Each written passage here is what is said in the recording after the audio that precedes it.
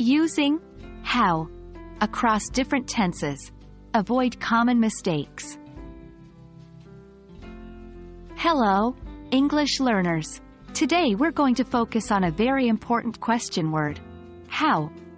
Now, you might be thinking, I know what how means. But are you sure you're using it correctly across different tenses? Stay with us to discover common mistakes and valuable tips on using how with different tenses. Let's dive in.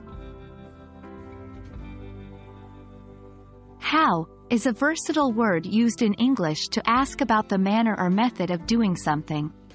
It's often used to inquire about the way something happens or is done. For instance, how do you cook this dish? Or, how does she manage her time?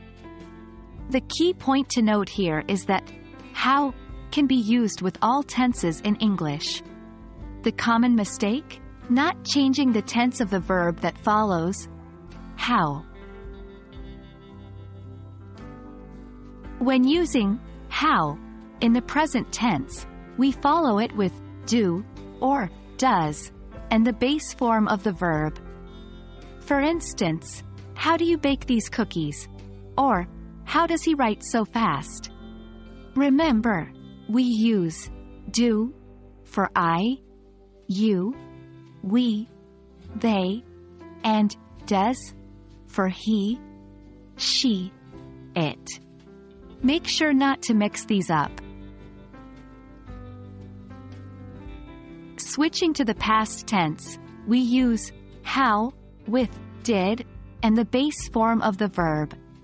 For example, how did you solve that problem? Or, how did they win the match? Common mistake alert. Do not use past form of the verb after did. Incorrect would be, how did you solve that problem? In the future tense, we use how with will and the base form of the verb. For instance, how will you prepare for the exam? Or, how will she travel to New York? Don't forget, even though we're talking about the future, the verb that follows, will, should still be in the base form. When using how in continuous tenses, it's followed by is, are, am, was, were, will be, and the verb in ing form. For example, in present continuous it could be, how is she managing the workload? And in past continuous, how were they playing the game? And that's a wrap. By now, you should have a better understanding of how to use the word how across different tenses. Remember, the tense matters, but the verb following how should agree with the auxiliary verb.